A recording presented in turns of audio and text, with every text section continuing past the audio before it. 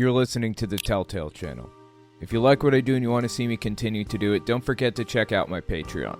I just finished writing a book titled Was Hitler an Atheist? It talks about religions during the Third Reich and how they work together. Catholics, Jehovah's Witnesses, and Protestants. And I even address the lies told by the evangelical world about Bonhoeffer. It's on Audible and Amazon. This is Eric Metaxas. He is a die-hard Trump supporter. Do anything for the guy.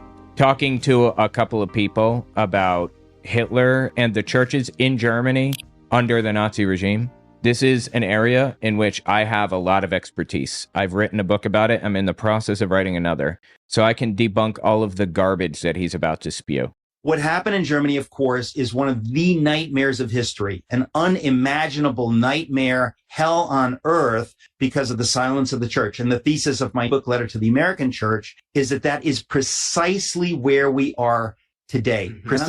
That's disgusting for him to have said.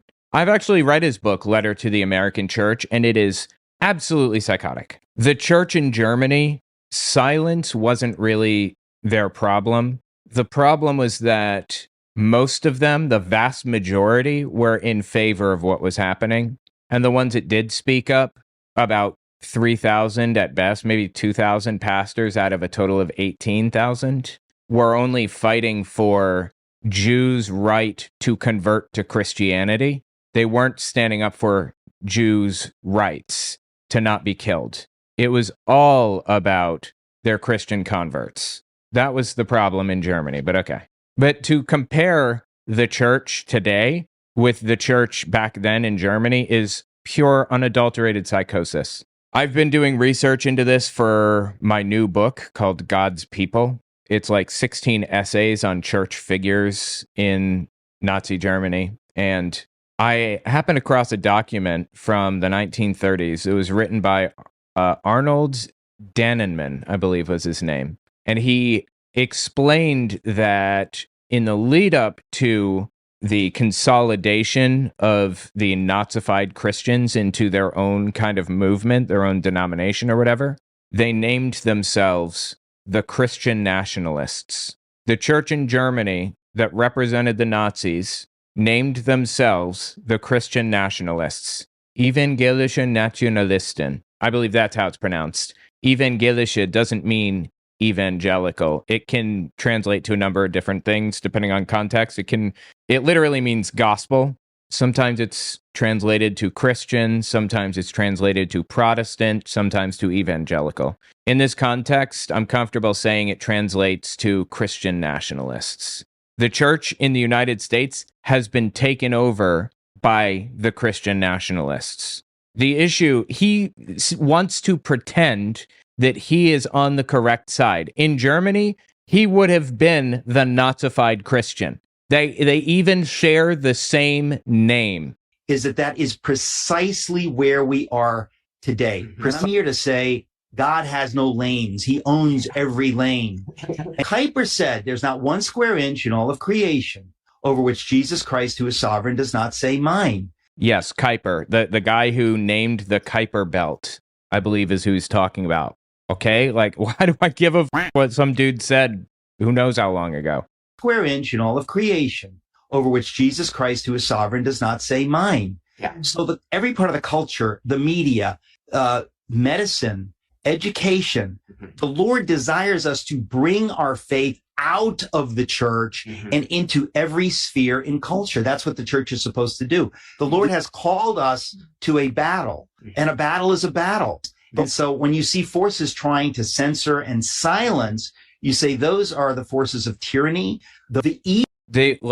Donald Trump is literally trying to silence people. Are you f***ing kidding me with this? Evil of state-sponsored authoritarianism is dramatic. And this idea that we can take the safe religious path. Dude, I don't know who recorded this, but get a better setup. Get my app briefcase. It is way better than this. Nice path. That's from the pit of hell. That's from the pit of hell. Anyway, Eric Metaxas actually had like a lot more, even more psychotic to say, believe it or not. Listen to what he says here. At some point, I think Mr. Trump is going to have to go Abe Lincoln on the Democratic Party. Abe Lincoln? I'm resisting the Robin Hood Men in Tights joke. You don't know how hard it is for me right now. Have to go Abe Lincoln on the Democratic Party. He's going to have to declare some kind of a national emergency. He may have to declare the Democratic Party as a seditious outlaw organization. Not for nothing, but that's exactly what Hitler did. That is exactly what Hitler did. He declared a national emergency and instituted the Enabling Act, which enabled him to write laws like executive orders, basically. Like the executive orders had the force of law in Germany. That was the Enabling Act in 1933, March, I believe. And then he outlawed a bunch of oppositional political parties. You are describing what Hitler did and saying Donald Trump should do it to somebody who claims to be a World War II scholar. He's not. He lies all the way through his book on Dietrich Bonhoeffer from beginning to end. And it's really like clumsy shit too. Like he said, Hitler won his election. No, he didn't. No, he did not. That's just one very basic fact that he got wrong in his book. By the way, guys, check out my new shop, owenmorgan.com/shop. I have a bunch of really cool designs on there. And do something about it. That's crazy talk. No, listen, That's pretty what do you stringent. Well, see, here's the thing. Here's part of the larger narrative. We live in a time where stringent is no longer on the table. Like we kind of act like we've evolved past having to do anything really. Sometimes dramatic. Well, sometimes no, I mean, you know, and I know it's sometimes times require real action that can't be avoided. Well, no, that's what I'm saying. You know that, and I know that, but we live in a world where people act like we can't go there. Yeah. We moved past that. We like might have to go there. I mean, you just wrote a book about the American Revolution. Those people had to go there. They went there because they were compelled to go there because circumstances required them to go there. And it seems to me that circumstances may require Mr. Trump to go to a place where he has to declare certain emergency executive powers to deal with an organization that wants to destroy the country. And like people to the left of hunting immigrants for sport want to destroy the country in your mind, get fucking help. And for somebody who falsely claims to be a World War II historian, he's not even a historian. He doesn't even have a history degree. He's a journalist at best. He has an English degree. I think an undergrad in English, if I'm not mistaken, which is cool, but it's not a history degree, and he lies all through his histories that he wrote. For somebody who pretends to be a historian about World War II, I can't believe he's not speaking up about somebody literally describing what Hitler did. And that means probably taking some people off the game board in a very demonstrative way. Taking people off the game board. to wonder what that would look like. Yeah, well, I think it would probably look something like a civil war. That's psychotic. What is wrong with these fucking people, dude? I mean, there's been an undercurrent in the Republican Party of people trying to push for Democrats being outlawed or banned for a while. This is Richard Harris talking about something similar. Listen to this. On day one of his administration, Donald Trump declared war on the ungodly woke agenda that was subverting our country into an anti-Christian Marxist state. This November, however... I'm sorry, I can't let him get away with that. The Democratic Party is in no way, shape, or form Marxist. Not even close. If Christians don't turn out and vote in record numbers, this incredible list of accomplishments could be brought to a halt. I'm sorry, can you give me the list? And even worse, it could be reversed. A Democrat Congress will refuse to back these reforms and will do all in its power to reimpose the Marxist woke, globalist, pro-Islamic, pro-devil, frankly, policies and impeach Donald Trump. Yes, absolutely. I believe all that's going to happen. I don't know if he's going to be impeached. I don't know if he's going to be removed, but he will certainly be neutered. That's for sure. Metaphorically, unfortunately. It's a little late to neuter him physically anyway. Like, whatever. Anyway, the point is, these people are living in fear that Democrats are going to come back with a vengeance because they are. And they are now trying to ban the party. because they know how absolutely, completely, and totally f***ed they are. And if the Congress is taken over by the Democrat Party again, it's only going to be because the church stayed home. Because the church stayed home. No. As we've found out, you know all that moral majority shit that they talked before? It turns out the moral majority is on the left, not the right. I created this website. I call it the Wave Model. It's wavemap.us if you want to check it out. I wrote it in Angular TypeScript. Anyway, I wrote it in TypeScript with Angular. Point is, it shows these sliders along the side, which are standard model sliders for predicting elections. So you've got the generic ballot environment, you got the presidential approval rating, you've got the consumer sentiment, the right direction question. Are we going in the right direction? If, say, 70% of the country says, yes, we're going in the right direction, and there's a Republican in office, and he has high polls and things like that, you can expect the midterms or whatever to swing the way that the polls do.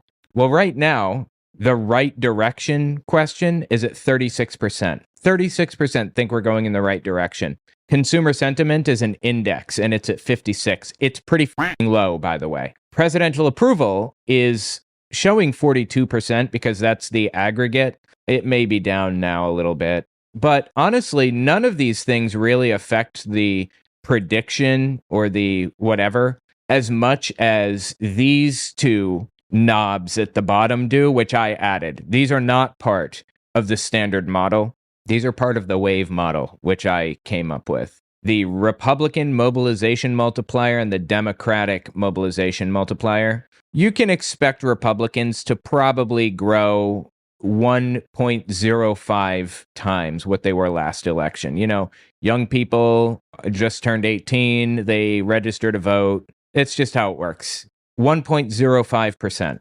Democrats, on the other hand, in every special election across the country, has seen a 25-point swing. We've seen literally double the number of voters. In Texas, we saw twice as many voters vote in the primary as voted in the general election. In the primary. That is nuts. And what I have here is a conservative estimate that 1.5 times as many Democrats are going to vote in the primaries as last round. If that's the case, we're taking 55 seats in the Senate, we're taking 248 seats in the House, and we're taking 26 governorships. We're going to flip Georgia governor. We're going to flip the Texas governor, possibly. Florida doesn't look like it's ranked to flip the governor, but if we just increase that to what it actually is, it's showing twice as many Democratic voters voting right now. We flip Florida handily. We might even flip Oklahoma. That's how dramatic these past 60 or so elections have been. We might flip Iowa. South Dakota and Oklahoma are toss-ups in this model. That's wild. Okay, they're going to be completely destroyed this election. Those are for the governorships. If we get what I expect, which is double the number of Democratic votes, we might get a 3/5 majority in the Senate, 60 seats to 40 Republican. And as far as the House goes, 319 to 65, if the doubling holds true. Now, I'm not convinced that double votes is going to actually play out exactly, because special elections tend to favor extremes. So if we're seeing, a 25-point flip in special elections, it may be closer to 15 or 20 in general elections because there are more people voting in those. But even at a conservative number, even at 1.5 times as many voters, we still take the House free and clear. We still take the Senate completely. We still take governorships that we wouldn't have otherwise, like Texas. So I guess we'll see what happens. I just created a new website, firesidewatch.com. You can watch videos with friends, and everybody can play or pause the video. I made it so I could collaborate with other YouTubers, but I figured I might as well make it available to everybody. On top of that, you can add videos to the queue, upvote them, and sort by most upvoted. Give it a look, firesidewatch.com. And while you're at it, check out my Patreon, owenmorgan.com/Patreon. You can follow me there for free. This is Michael Beckwith, I think, lieutenant governor of which state? He is the lieutenant governor of Indiana. He's a Christian nationalist nutcase. Listen to him. We have a wall of separation of church and state, right? That got warped in the 1940s by a Supreme Court justice. His name was Hugo Black. There's a case that came before the Supreme Court. Hugo Black was a KKK member. He hated blacks and he hated Catholics. And he did not like that Catholics were starting to stand up and say, what the KKK is doing to the blacks is not godly. Oh, you can't be real. You think Catholics were defending black people in the 1940s?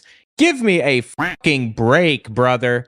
Nobody was defending black people in the 1940s. Nobody. You know, during World War II, there were black regiments, like military regiments that were all black, because I think it was segregated at the time.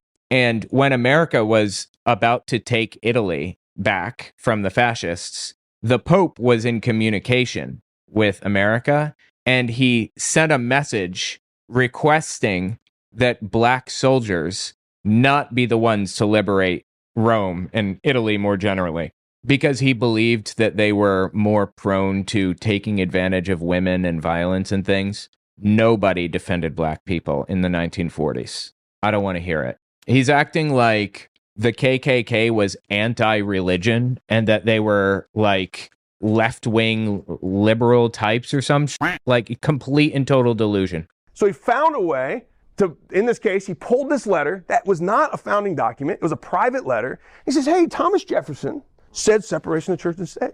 We should make this the standard so that all churches stay out of government policy, which is the opposite of what actually Jefferson was saying. So a Supreme Court justice who was a KKK sympathizer and member who wanted to get the church and godly people out of the way used Jefferson's letter to say, hey, he's a founding father. Okay, this is a common standard Christian nationalist talking point. Here's the case with this. The case is Everson versus Board of Education, 1947. Hugo Black wrote the majority opinion and quoted Jefferson's 1802 letter to the Danbury Baptists using the phrase wall of separation between church and state. These people like to say separation of church and state is not in the Constitution. And to that, I reply, gun rights aren't in the Constitution either, right? The concept behind gun rights is in the Constitution in the form of the Second Amendment, but gun rights aren't there. In the same way, separation of church and state isn't in the Constitution. The concept behind it is in the first sentence of the First Amendment of the Constitution, but separation of church and state isn't there, I suppose. Anyway, Hugo Black wrote the majority opinion and quoted Jefferson's 1802 letter to Danbury Baptists, where he used that famous phrase, wall of separation between church and state. It was the first time the phrase was used in a Supreme Court opinion to interpret the Establishment Clause. It's also true that Black was a member of the KKK, joining in 1923 and resigning in 1925, and that biographers found he sympathized with the group's economic, nativist, and anti-Catholic beliefs. However, here's where he completely bastardizes the entire story. The motive story is backward. Beckwith claims Black used the separation of church and state to silence churches that were standing up against racism. But during his time on the Supreme Court, Black voted to desegregate schools, expand freedom of the press, and help protect housing options for minorities, surprisingly. He joined the unanimous Brown v. Board of Education, 1954 decision, striking down racial segregation and called for immediate desegregation in 1969. He joined Shelley v. Kramer in 1948, which invalidated racially restrictive covenants. The man compiled one of the strongest civil rights records on the court, apparently. That's really impressive. I did not know that. Also, the claim about the guy trying to get the church and godly people out of the way.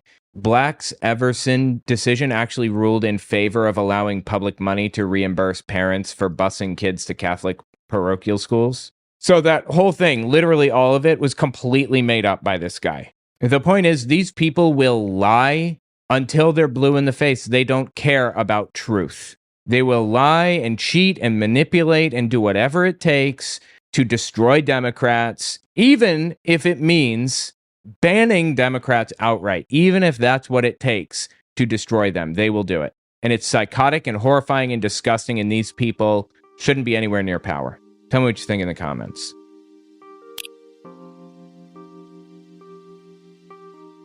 We'll be right back. Don't forget to check out my Patreon. Also, take a look at my website, owenmorgan.com. I just finished writing a book titled Was Hitler an Atheist? It talks about religions during the Third Reich and how they work together. Catholics, Jehovah's Witnesses, and Protestants. And I even address the lies told by the evangelical world about Bonhoeffer. It's on Audible and Amazon. This is Clarence Thomas, who said some absolutely psychotic shit. I'm going to review this with my wife, who is here with me.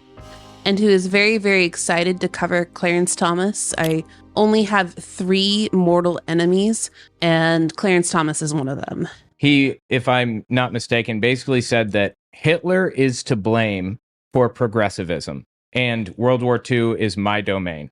So let's listen. Progressivism seeks to replace the basic premises of the Declaration of Independence, and hence our form of government. So, first of all, Clarence Thomas does realize that the majority of the people who signed the Declaration of Independence and the Articles of Confederation, as well as the United States Constitution, would not have viewed him as a human being. He is benefiting from progressive societal change that is more inclusive of everyone, and then saying that that's somehow a bad thing, even though he would not be up there giving a speech if it were not for those very ideals. Wasn't he a Black Panther? Am I mistaken? I'm pretty sure he was. He was in the civil rights movement when he was in law school. By the way, my wife is just passed the bar recently, so that's pretty cool. Just a little info here. The College of Holy Cross, Thomas helped found the Black Student Union and became a supporter of the Black Panther Party. Also urged a student walkout to protest the college's investments in South Africa. Wow. How did he get from there to here? That's wild. So I actually know a little bit about this because, as I said, he is one of 3 mortal enemies I have. The others include a girl I went to middle school with and anyone who looks and acts like Sam Eagle. So Clarence Thomas, his main driver in life has been career success. I can't speak today. Okay. When he was in law school, he wanted to be able to shape the American judiciary.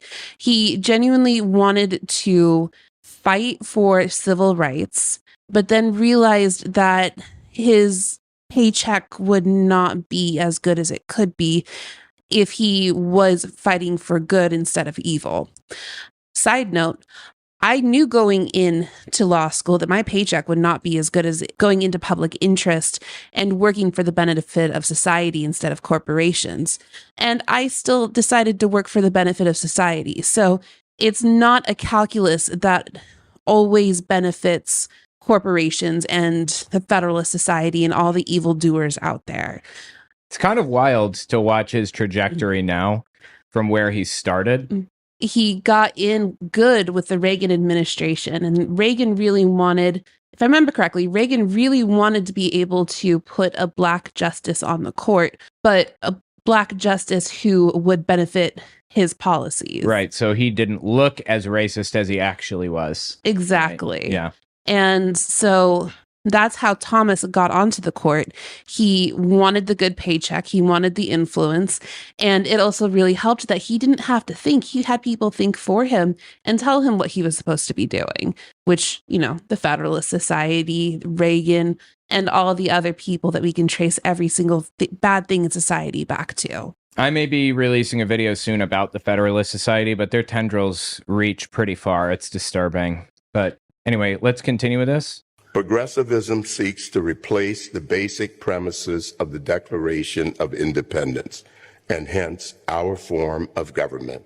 The Declaration of Independence was signed before our government was a government. It is not binding law. As a justice, he knows this. He is just appealing to the good old boys. It holds that our rights and our dignities come not from God, but from government. It requires of the people a subservience and weakness incompatible with a constitution premised on the transcendent origin of our rights. That's fascinating. I have so much to say on Wait, that. before you say anything, hang on. Let me just... Project 2025. Do you remember when those videos leaked, those leaked training videos? Mm-hmm. One of the videos that leaked admitted that the Declaration of Independence was built on on nature rather than God. Mm-hmm. But go ahead, you talk, and then I'll play this. So whenever you see any reference to anything theological within the Constitution or the Declaration of Independence, it actually comes from a school of thought called deism. And essentially it's agnosticism, but for the 18th century. What the founding fathers were wanting to do was base our rights, base our government on natural law. That means not on theology. It is a direct separation of church and state. It is meant to be, I'm trying to be very, very specific about the way I word this, but it is meant to be a recognition that humans have the ability to form their own moral system and moral code that is separate from what is divinely given by God, so to speak. And by saying nature's God, what they're doing is they're trying to say that we as humans, as natural beings, decide what our rights are and decide what our government is. Not the Church of England, not Rome, no one but Americans decide what America should be. Right, and that happened because there were Enlightenment thinkers at the time, right? There was like an Enlightenment happening, and Thomas Jefferson was one of the main Enlightenment thinkers who believed in all of that, that we could have a secular government without God being anywhere in the mix.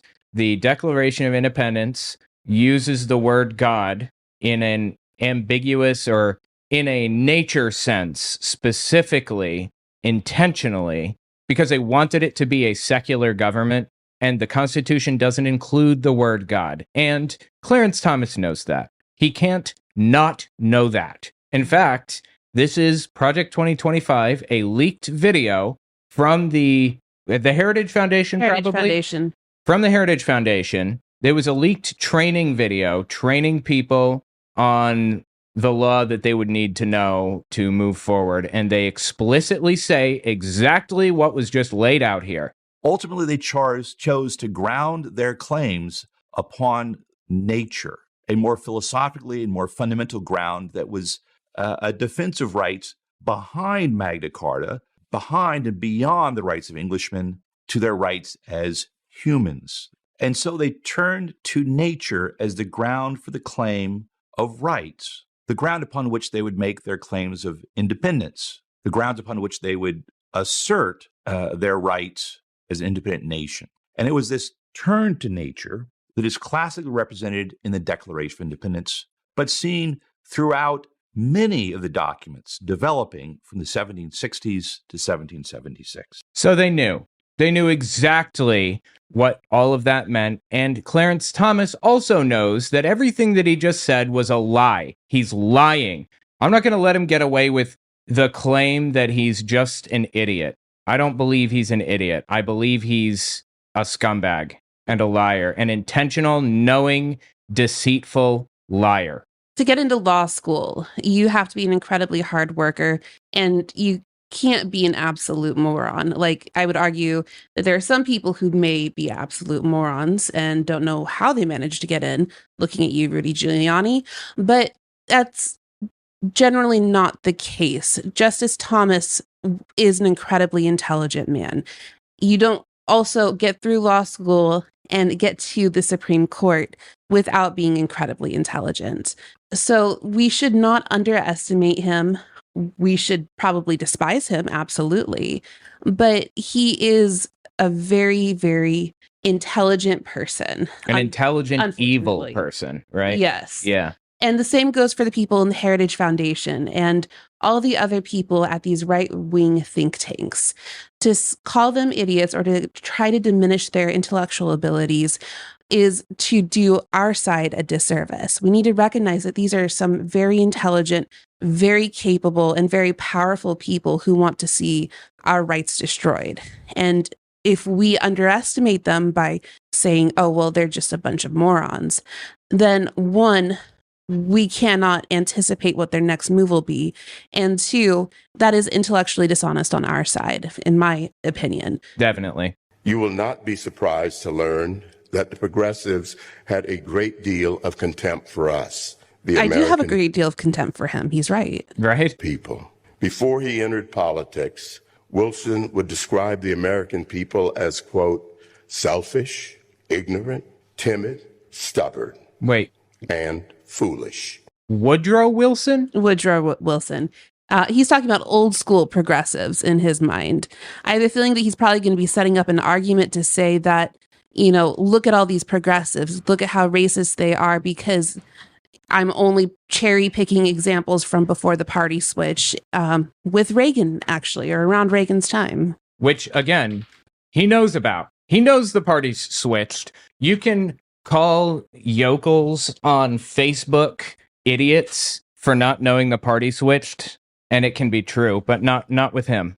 He knows. He was part of it. Like I said, he was, if I'm not mistaken, appointed by Reagan in order to kind of dissuade the rumors about the mass dog whistles, even though everybody could see exactly what was going on. He lamented that we do too much by vote and too little by expert rule. The progressives? Okay. And I would also like to point out that Justice Thomas has been instrumental in limiting both expert insight into issues by reducing the power that executive agencies have, such as the EPA, and also has been instrumental in diminishing access to higher education, unless you are a conservative white guy, as well as removing the voting rights for damn near everybody. So he's going to be talking as though he is like his side is enlightened. They're not. They just hate you. And they're lying about it. Yeah. Also, well, they're being upfront about hating you. Yeah, I guess so. We do too much by vote and too little by expert rule. He proposed that the people be ruled by administrators who use them as tools. He once again aspired to be like Germany, where the people, he said admiringly, were docile and acquiescent. Okay, I'm sorry. You think the German people were docile and acquiescent? That was the problem at the time. They were f***ing nutcases. They were out of their heads, drunk on nationalism. And also, I don't know if Wilson even said any of this. Do we know? Let me see if I can find out. So one of the things I would like to point out is that, again, he is probably setting up an argument to try to claim that the Democrats pre-1960 or so are the same Democrats that exist today, which is not the case.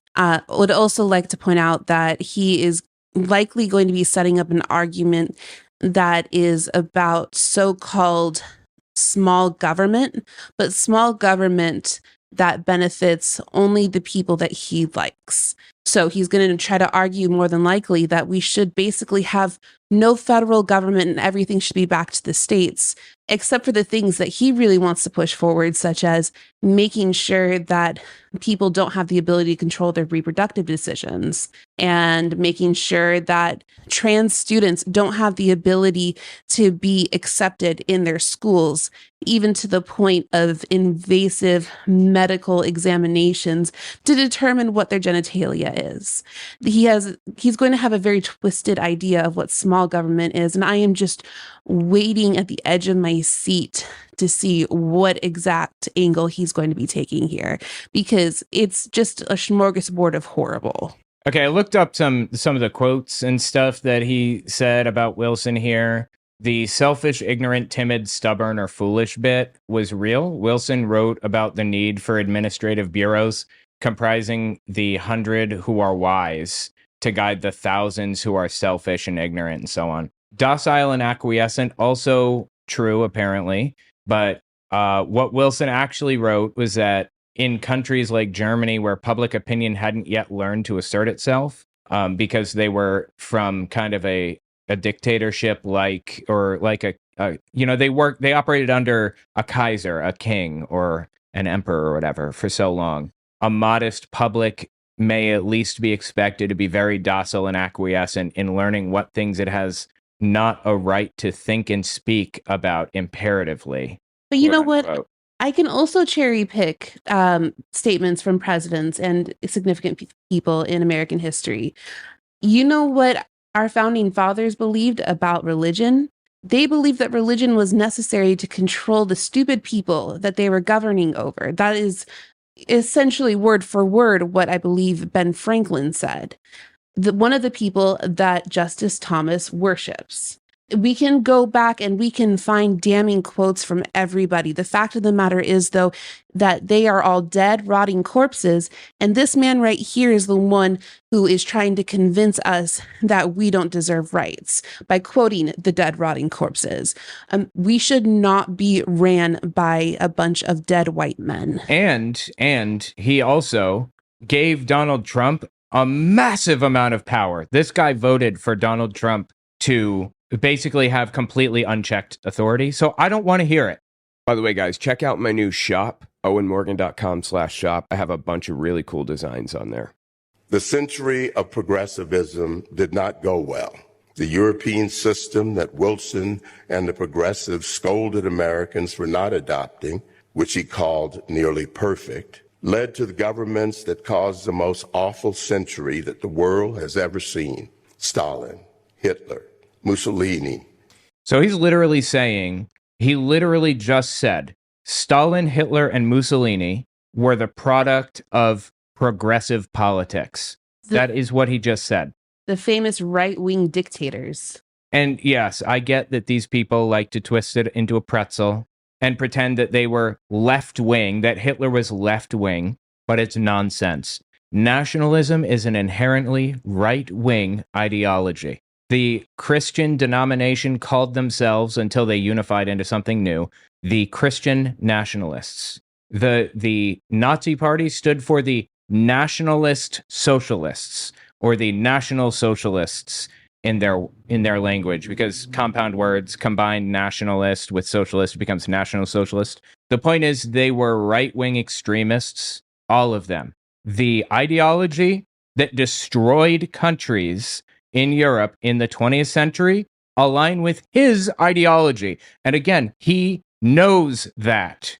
So he has to blame it on anybody but himself. Led to the governments that caused the most awful century that the world has ever seen. Stalin, Hitler, Mussolini, and Mao. All were intertwined with the rise of progressivism, and all were opposed to the natural rights on which our declaration are based. What an absolutely wild thing to say. Also, Stalin was left-leaning, but when he actually took power, he didn't actually institute communism. He instituted state capitalism, I believe, is what they call it, with an authoritarian government. I was going to say militaristic communism, which effectively translated into the military goes into towns, takes all their shit, passes it out to the military members, and then leaves. Authoritarianism was the problem there, more than anything. Many progressives expressed admiration for each of them shortly before their governments killed tens of millions of people. I'm sorry, progressives were in favor of Hitler's government? What? I can't think of a single progressive in existence who would be in favor of Hitler. On the other hand, a lot of the people that Justice Thomas works with and works for, if you look at like his donations, have openly either quoted Hitler or in some way praised the initiatives that Hitler enacted. So let's be honest here about which side is really all about that Hitler life. Like, it's Moms for Liberty. It is a bunch of conservative candidates. There are so many people who have been directly quoting Hitler and getting called out for it. They're not progressives. I promise you that. Not to mention his boss, effectively, or his spirit animal, Donald Trump, or whatever you want to call it, directly quotes Hitler regularly. In honor of our great veterans on Veterans Day, pledge to you that we will root out The communists, Marxists, fascists, and the radical left thugs that live like vermin within the confines of our country. Literal direct quote from Hitler, except for the fascist word there. Here's another quote from Hitler. No control whatsoever. Nobody has any idea where these people are coming from. And we know they come from prisons. We know they come from mental institutions. Wait, we don't know where they're coming from, but we know that they're coming from institutions? Okay. And also, I would really, really want to point out here that this is him mistaking the term asylum seeker for mental asylum. So just want to get that clear.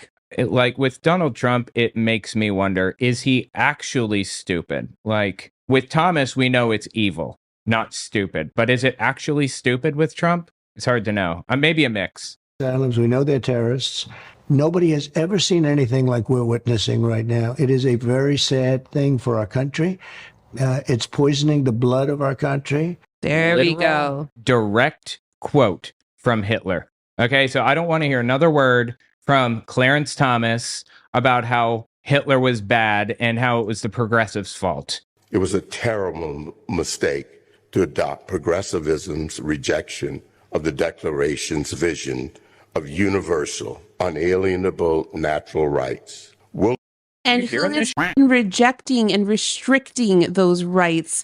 Who has been one of the prime authors on the major decisions that have rescinded bodily autonomy, that have restricted the right to vote, that have undercut our public institutions?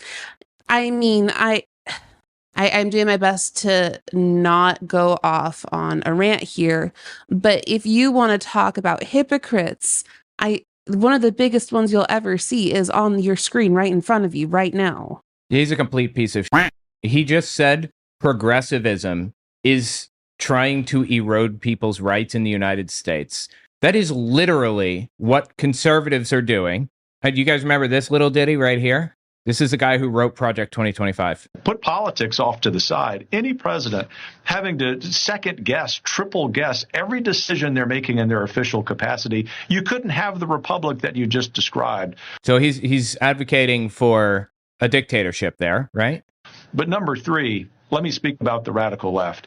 You and I have both been parts of faculties and faculty senates and understand that the left has taken over our institutions.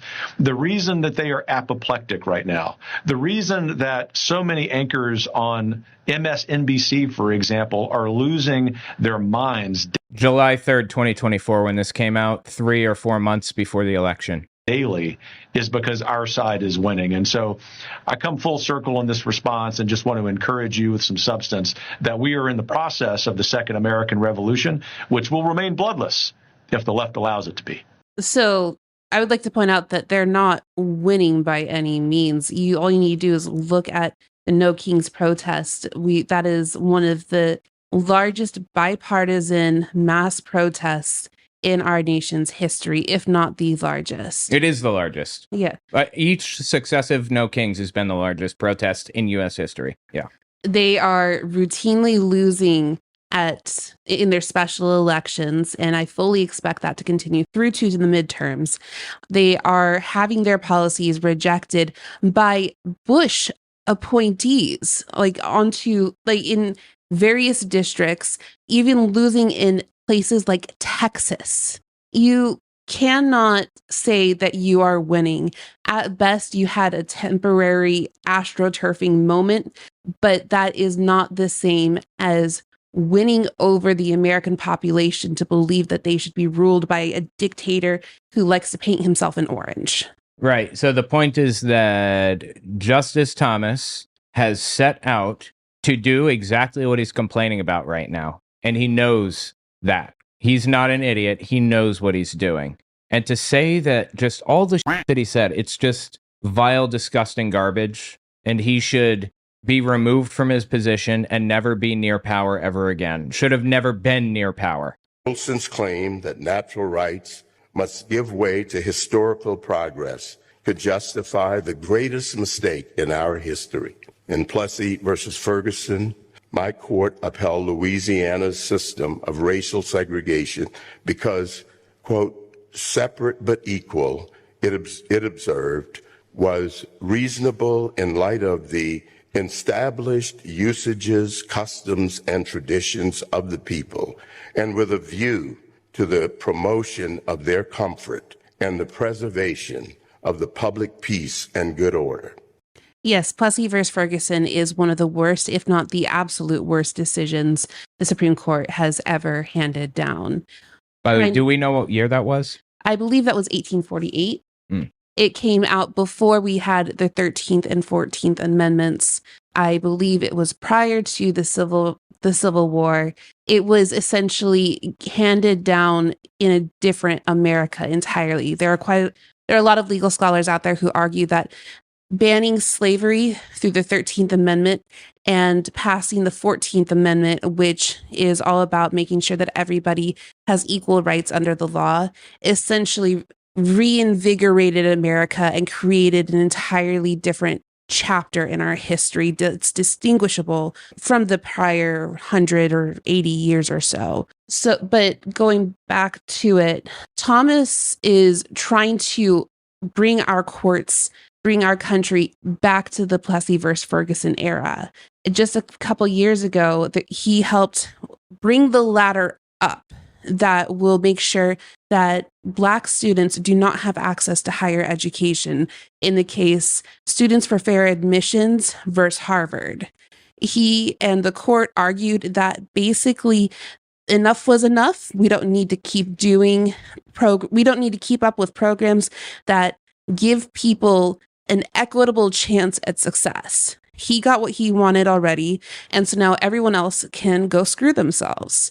He is trying to place himself on a moral pedestal by citing to Plessy versus Ferguson and trying to, at the same time, have you ignore the fact that his rulings have been incredibly detrimental to minority populations across the country. Didn't he say a while back, or the court was talking about erasing the Supreme Court decision that was the foundation for Loving v. Virginia and the other three, interracial marriage, and do you remember that? Yeah. So that was a concurrence that Justice Thomas had in the case Dobbs versus Jackson's Women's Health. That case overturned Roe versus Wade and Planned Parenthood versus Casey. And in his concurrence, Thomas argued that we should be looking at the entire doctrine surrounding our right to privacy. That's not an explicit right within the Constitution. It is something that comes from, to quote the Supreme Court, the penumbras of various rights. You have the Third Amendment right to privacy in as far as the government can't force you to quarter military in your house. You have a right to privacy coming from the Fourth Amendment prohibition against unreasonable searches and seizures. You have the right to privacy in the Fifth Amendment when it comes to not incriminating yourself. And I can go on. What Justice Thomas wants to do is take a look back at where this penumbras language came from, which was the very first birth control case back in the 1960s, and rework it so that Americans do not have the right to privacy. If he succeeds, if he gets what he wants, then that implicates so many other rights that we rely upon in society. That's where we get marriage equality. That's where we get interracial marriage not being criminalized. That's where we get the right to have privacy within our bedrooms, because for a while there, the courts you could have charges filed against you for being gay. That was the case Lawrence versus Thomas, and in Texas, right? In Texas, basically every aspect of our lives is governed under the presumption that we have this right to privacy, and Thomas wants to take it away. Notably, though, the one case he did not cite in his concurrence was Loving versus Virginia. He wants that case to stay because that was the case that established interracial marriage. He is in an interracial marriage, so he wants to take away everyone else's rights well, making sure that he can stay married to his wife. Right. And his wife is a QAnoner, like actual full-blown QAnon nutcase, and is white, as mentioned. So in his concurrence, he mentioned, well, it would affect 4 main rights, I believe: gay marriage, abortion rights, and interracial marriage. And then the 4th one, whatever it was. But he listed all of those except interracial marriage in his concurrence. It's like, you think they're not coming for you and your rights, you poor dumb fool? It's just sad. But think about it, how many other areas of your life that you believe that you have this right to privacy. What about your data? If there is absolutely no precedent that says you have a right to privacy, then there's nothing to stop data companies from mining you for all you're worth, even more than what they're doing right now, or using your data against you, such as tracking you across state lines if you choose to try to get an abortion in a state where it's legal. There's so many different areas of your life that you may not even think about that would be affected by what Thomas is proposing here. So yes, it would be those main categories, but also he is essentially arguing for an authoritarian state where you have no way to shield yourself from government intrusion. And blaming it on progressives in the process. I just created a new website, firesidewatch.com. You can watch videos with friends, and everybody can play or pause the video. I made it so I could collaborate with other YouTubers, but I figured I might as well make it available to everybody. On top of that, you can add videos to the queue, upvote them, and sort by most upvoted. Give it a look, firesidewatch.com. And while you're at it, check out my Patreon, owenmorgan.com/Patreon. You can follow me there for free. It comes as no surprise that the progressives embraced eugenics. Progressives believe that Darwinian science, the idea of ever-advancing progress written into biology itself, had proven the inherent superiority and inferiority of the races. He probably knows this, but in case anybody else out there doesn't know this, eugenics and evolution were 2 separate ideas completely. They didn't even come about in the same year. I think eugenics came around like 20 years later or something like that. And it wasn't just a belief in evolution or whatever, a natural extension of it. It was an actual cultural phenomenon that was happening from the United States to Germany to everywhere else. It was like a worldwide phenomenon that was taking place. And it wasn't about killing people at all in most places, except for Germany. It was about... all right, let me try to say it this way. There's a condition, I forget what it's called now, where Jewish people have to be tested before they get married, because if they have children, it will give them this absolutely terrible, debilitating condition. So they get tested to see if they're carriers and if they're compatible, and if not, they marry somebody else, or they just won't have kids at the very least. That is the version of eugenics that was sweeping across the country or across the world in the late 18 and early 1900s. And it turned into something a lot more extreme in the United States and elsewhere, where they started sterilizing people who were, an inferior race or whatever. I bet you can guess which political movement was advocating for that one. Eugenics was popular across the political spectrum, but one specific political party, one political ideology, one group was pushing for death and sterilization more than another. You gonna say something? Yeah, and also want to add that it was at one point seen as a very pro-tough on crime stance. It was a very, very popular stance among conservative right-wing think tanks. It wasn't really think tanks at the time, but back then you had a bunch of different laws throughout the country, and I'm thinking specifically of Oklahoma, where if you committed 3 morality-based crimes, then you lost the ability to reproduce. The state would castrate you, or the state would give you a hysterectomy. And the Supreme Court actually ruled that wasn't okay, because people have the right to make choices about their reproductive life. They have the right to choose to have a family. And Justice Thomas is part of the intellectual movement that held up this forced castration as a positive thing for American society. He also has undermined disability rights in this country, and attacking the disabled community was part of the eugenics movement back then as well. I feel like I'm broken record here for saying that he's a hypocrite, but I really just want to drill down the fact that everything he is saying is projection. It's his party pushing for eugenics and always has been. And that's not to say that, the left has been perfect on that on all fronts. No, but his party was the one pushing it back then. His party is the one pushing it now. Because who do you think they want to see reproducing? I will not go off on a tangent any more than I already have. Just want you to realize how much of a hypocrite he is. It's deep in there, and he knows it. Again, he's not doing this out of ignorance.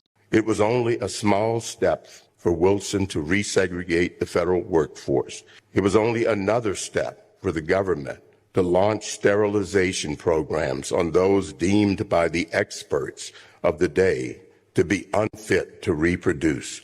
Okay, and were those conservatives or were they liberal? Like, which side of the political spectrum landed on execute or sterilize the dregs of society? The answer is conservatives, especially in Germany. It was the nationalists who wanted a pure race. Again, eugenics existed outside of Germany, and it was viewed positively by the world, and it was given a really bad reputation when taken to its logical end. Upheld by my court in Buck v. Bell in an opinion written by no less a figure than Justice Oliver Wendell Holmes.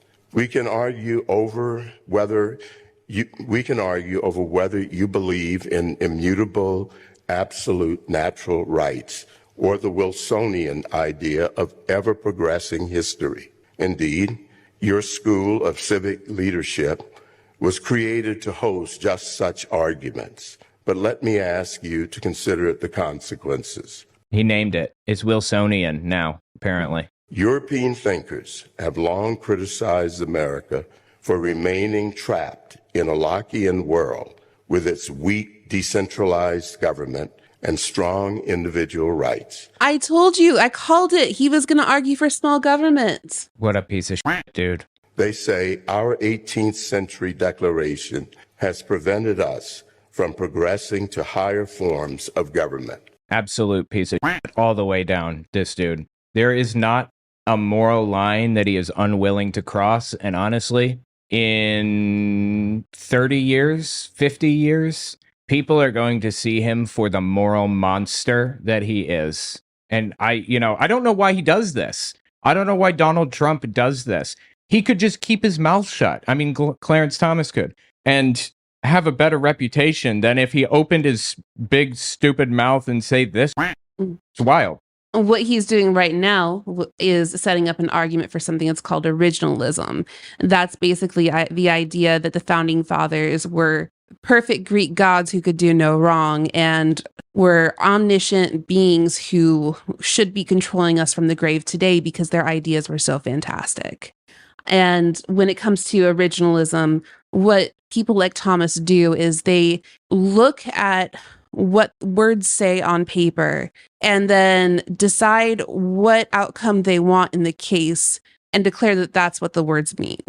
It's not this intellectually honest argument that Thomas would want you to think that it is. It's not abiding by the original words and intentions of the founding fathers. But even if it were, we are a country with a living constitution that evolves with the times, that should be reflecting the will of the people, because that is ultimately what American government is about, supposedly, is by the people and for the people. What he wants instead is to argue that these men from 250 years ago who have been dead for so long that they are just bones, if anything. And that's but before the internet, by the way. Yeah. If you didn't know. That they should be controlling us. And what he wants to do here is say that we are superior to the European Union and all the other countries because we are controlled by dead people. And that is just not the case. It's yet another intellectually dishonest take on what our Constitution stands for and what America should stand for at the very least. He's absolutely disgusting, and I hope he's out of there sooner rather than later. Tell me what you think about it in the comments. Anything else? Thank you for letting me rant about Clarence Thomas. Awesome.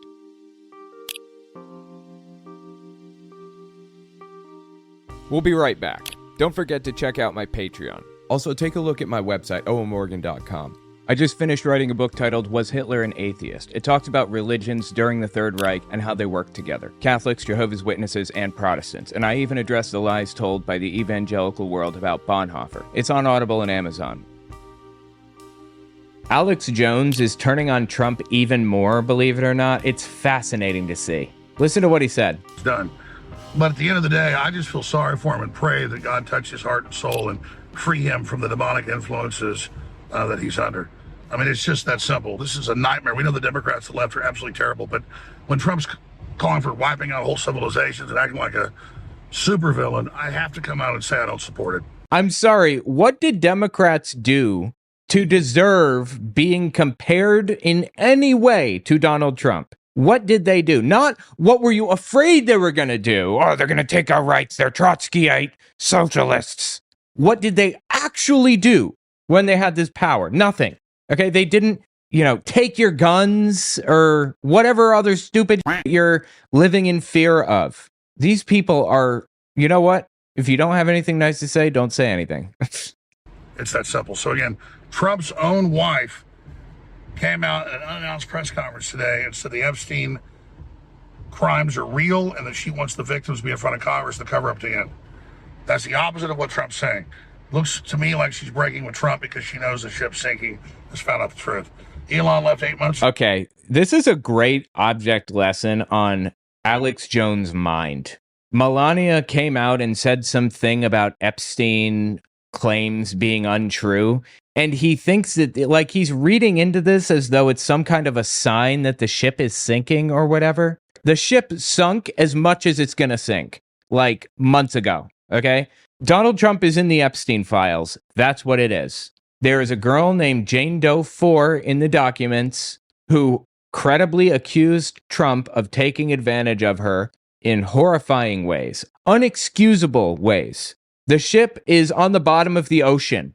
Okay, Melania saying that weird about Epstein is not an indication that the ship is sinking any more than it already is. Me like she's breaking with Trump because she knows the ship's sinking, has found out the truth. Elon left 8 months ago saying he's in the files to cover up. I never saw any evidence of it, but he's acting like he's guilty. You haven't seen evidence that Trump is in the files? You can't be real with this. Please, Alex Jones, get help. I am begging you for your own good, sir. Left 8 months ago saying he's in the files to cover up. I never saw any evidence of it, but he's acting like he's guilty. We know he's protecting Howard Lutnick, who said he didn't know Epstein didn't go to the island, and he did. So all I can say is this is a terrible day, and it's a nightmare for America and the world, but I'm going to tell the truth, report on the facts, no matter what it is. Tell the truth, report the facts. Yes, totally. I see that. I can see that from you, Alex. All right, check this out. This is a longer version here. Well, Trump continues to insanely flip-flop. 28 times he said since this war started that Israel drug us into that we've won the war and it's over. More than 10 times he says that Iran is unconditionally surrendered. He said on Friday they agreed to all of his demands and totally opened the Strait of Hormuz, and of course they hadn't. Is this really a surprise, Alex Jones? You had 4 years of this head from 2016 to 2020, and then 4 more years of him nonstop talking to the press and not living up to literally a single promise that he laid down. And now we're a year into his second term, and you really did not see this happening. Honestly, you really didn't. Please. You are the dumbest motherfucker alive if you didn't see Donald Trump doing this exact thing. And now he's reissued the threats to blow up all their bridges and civilian infrastructure, but Israel and the U.S. are already doing that, hitting hospitals, bridges, universities, everything else. Yep, that's true, they are. This is just beyond insane. And he was drug into it by Israel. The Pentagon told him don't do it. And now Trump hates everybody that was right and warned him about this total disaster that he ran on not ever doing the Iran war.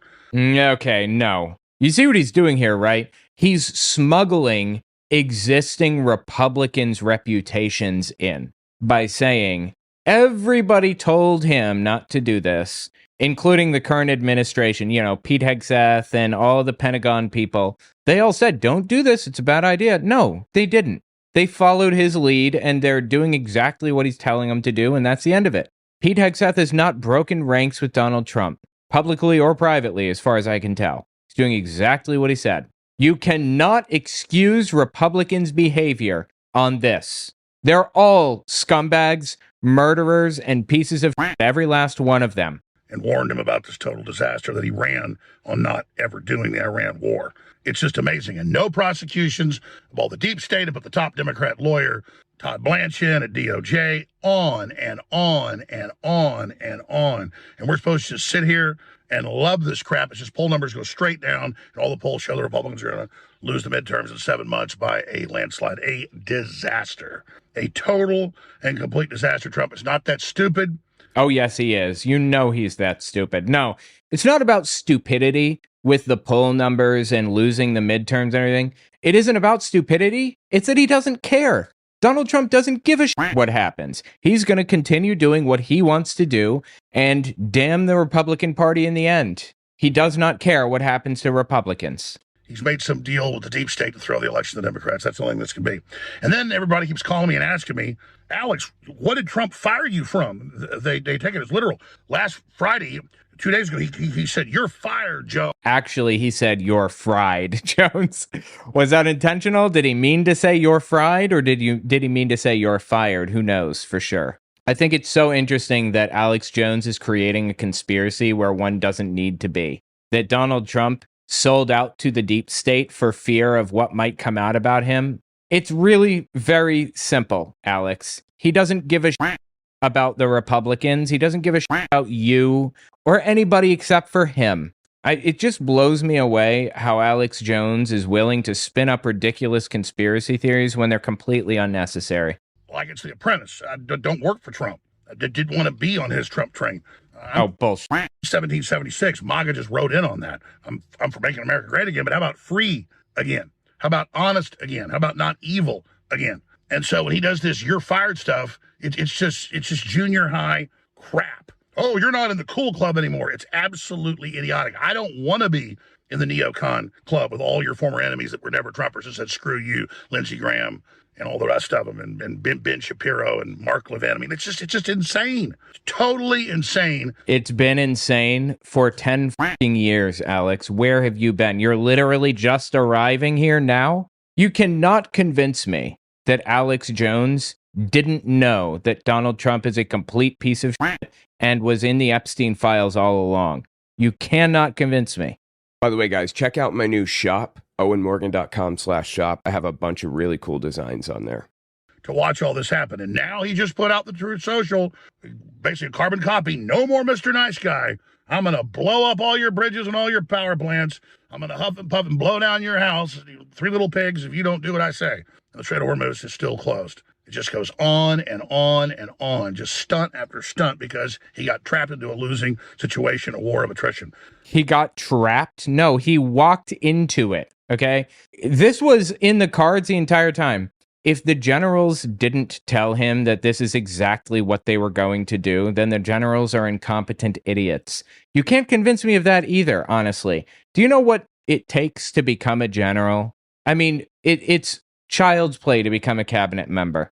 All you have to do is listen to people say mean things about you for an hour or two at a Senate hearing and be close friends with the president. That's what's required to be a cabinet member.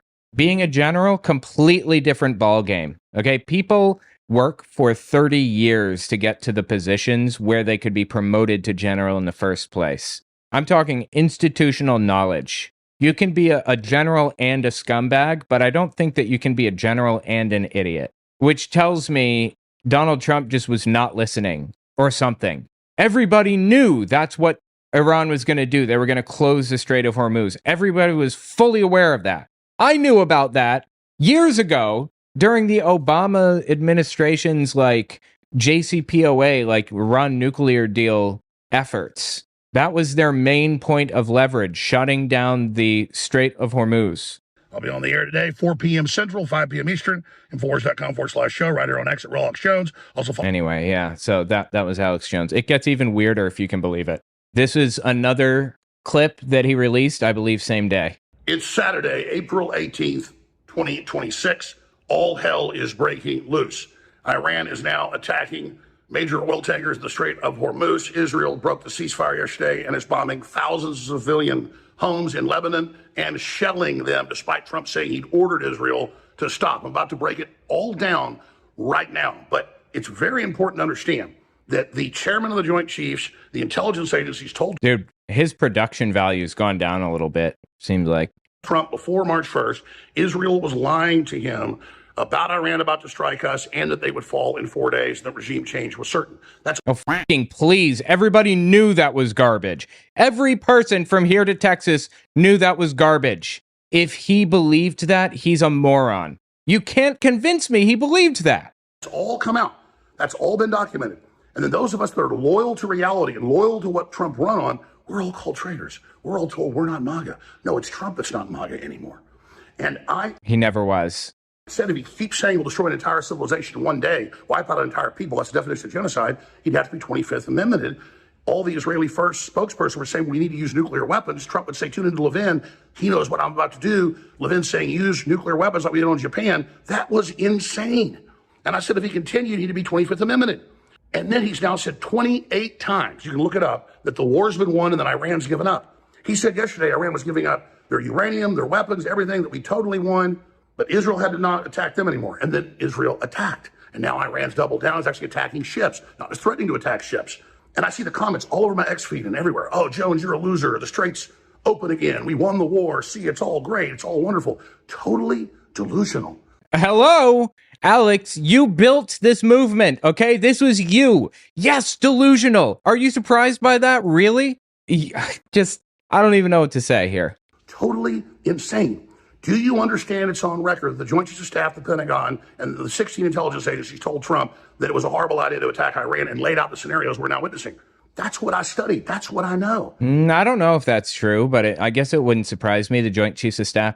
That is institutional knowledge right there. Those are people who know what they are talking about. The Joint Chiefs of Staff, they're like career military people who went up through the ranks largely, I believe, went to West Point, right? The military training school to become non-commissioned officers and everything. They know what they're talking about. And now we're told we need ground troops, and it just gets worse and worse and worse. I also see the claims out there, and this isn't about me, but to understand the problem, that, oh, Jones and others are mad they didn't have access to Trump, and you know, they're mad that they criticized Trump, and now he kicked them off the Trump train. We're off the Trump train because he got off what he stood for before. Let's just be clear. I don't want to be at your cool kids table. I want to be far away from this stuff, but I want to put pressure on the administration to be sane. And I want the American people to do that. To be sane? You should have picked a different candidate then. Because that's what we're dealing with here, is a Trump going against everything he stood for. No prosecutions of the deep state, putting a Democrat lawyer in as the head of the DOJ, worse than even Bill Barr and Jeff Sessions, killing the removal of glyphosate, on and on and on. He did something good with Joe Rogan, today, so they can use hallucinogens in medical areas to get people off drugs and also for PTSD. Joe's pushed that for years, so that's a great idea. I still want Trump to do good. I'm sorry. Wait a minute. Wait. One more time. What was that? Today, so they can use hallucinogens in medical areas to get people off drugs and also for PTSD. Use hallucinogens to get people off of drugs and for PTSD. Okay. You know what? Let me just look this up. It appears as though psilocybin, which is like magic mushrooms, has shown striking results in clinical trials for treatment-resistant depression, addiction, particularly alcohol and tobacco, and end-of-life anxiety. Okay, those are very specific uses.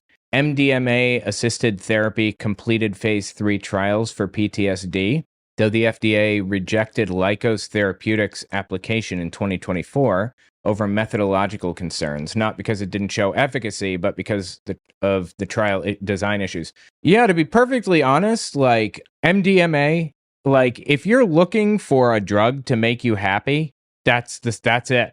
That's the stuff. If you're looking for a happy drug, that drug will make you happy. That drug will make you feel like there isn't a single problem in the world that you cannot handle. It makes complete sense that they'd be using MDMA to make people happy. That would definitely do it. Ketamine, technically a dissociative rather than a classic hallucinogen, is already FDA approved in a nasal spray form for treatment-resistant depression. That's interesting. Okay, hey, science seems to support it. Great, let's do it. I just created a new website, firesidewatch.com. You can watch videos with friends, and everybody can play or pause the video. I made it so I could collaborate with other YouTubers, but I figured I might as well make it available to everybody. On top of that, you can add videos to the queue, upvote them, and sort by most upvoted. Give it a look, firesidewatch.com. And while you're at it, check out my Patreon, owenmorgan.com/Patreon. You can follow me there for free. Joe's pushed that for years, so that's a great idea. I still want Trump to do good. I still support him when he does good on policies and good cabinet members, but there's literally nothing good that Donald Trump has done up to this point that I can think of. He talked about legalizing weed. I don't think he's done that, has he? Even? Like, not one single good thing. I'm looking for something, anything. Please, throw me a bone. Supporting when he does good on policies and good cabinet members, but by sitting back and being a cult member and just saying yes, yes, yes to the neocons, we allow them to fully take control of Trump. There's a battle over this right now. And we're going to lose the midterms. His poll numbers are plunging. That affects the Republicans. These are facts, ladies and gentlemen. This is the reality. And you can't. Oh, now he's in favor of disseminating the facts and reality. Okay. You cannot ignore the fact that the strait is closed. You cannot ignore the fact that Israel breaks the ceasefires. You cannot ignore that we are almost 2 months into all of this. And it's just getting worse by the day. And I see people say, you attacked him, so then he attacked you. And it's all about, you wouldn't have been attacked if you didn't attack him. I don't give a shit about being cool. I was invited to Mar-a-Lago multiple times last year. Years before that, I was invited to the White House by Trump and just didn't follow up on it because I don't want to be around the whole political system. Yeah, I bet. You're such an honest guy, Alex. Doesn't do anything to go talk to Trump. He does whatever he wants, but he does see public pressure, and that has an effect on Congress. We pressure on it. That's true. Absolutely. 100% accurate. Something that I've been learning while studying World War II era Germany and the churches and things is that dictatorships are not immune from public pressure a lot of the time. Dictatorships often bend to public pressure. And we've seen that a few times with Donald Trump, where he bends to public pressure. An example with Germany is, okay, I'm writing a book about this, God's People.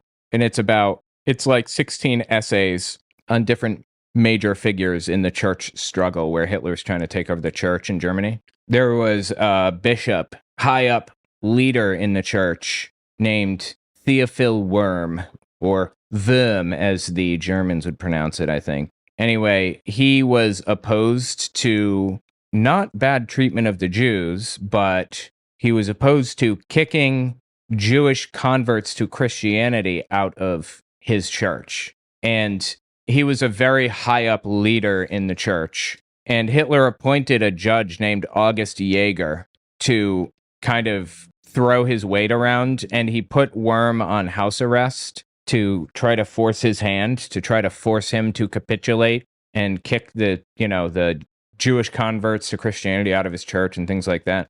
And there was such massive backlash to it that Hitler completely capitulated. He pulled August Jaeger off the case, they lifted the house arrest, and they gave up on the church struggle at that point. Pretty much, with some nuance in there. But the point is that dictatorships are not immune to public pressure. They seem like they are a lot of the time, but protest, calls to congressmen's offices, and things like that actually does more than people realize. Really. So this is not junior high. I don't want to be the class president or something like all you weird remaining weirdo new MAGA people are. I'm not with all the neocons that were never Trumpers. I'm not for all these wars. I'm not for all these changes in Trump, and I see him constantly be made a fool of by Israel, saying the war is won, saying that the Strait of Hormuz is open, saying everything's great when it's not. These are facts. You can go to my X feed, it says, the Strait's open, you're a fool, we won the war, see, you're an idiot. I'm sorry, man. Is this really the first time that it's connected with you, that Donald Trump is completely full of shit? Is it really the first time? And every week Trump says this, and people believe it and never remember the last time that he was full of shit. Iran is up against a wall, but it has that choke point. So this is a long, protracted war, already starting to kill the global economy, killing our recovery. The economists are clear. It will boost inflation. They'll raise interest rates, and then his recovery plan is dead. And then we go bankrupt, and BlackRock and the globalists are happy. They used COVID last time to derail Trump's plan, and now they've done this. And oh my God, dude. COVID conspiracies in 2026, please. I said it'd probably be a war that would do it, like Iran. I want the old Trump back. I want to succeed. I want to beat the globalists. I've been persecuted by the Democrats, but I can't sit here and be immoral and support this type of garbage. Oh my God, dude, get help. Literally all of that was bullshit. Every bit of it. That's the facts. Respond to the facts. Trump is literally killing MAGA in live time and attacking the only people that were ever loyal to the original message that we got on board to support. Thank you. Please follow me on Exit Relax. Okay. The fact is, you were not persecuted by the Democrats, okay? You were sued for attacking a family who had lost their children in a horrifying school attack. That was your fault. If you had not directed or at least allowed people on your program to direct your audience to harass and attack these families of Sandy Hook, you wouldn't be in this position. That was your fault, every piece of it, okay? That's not persecution by the Democrats. That's you being a fucking idiot. Anyway, you love to see it. You love to see it when the worst human beings on planet Earth are fighting with each other. Tell me what you think in the comments. Love everything about it.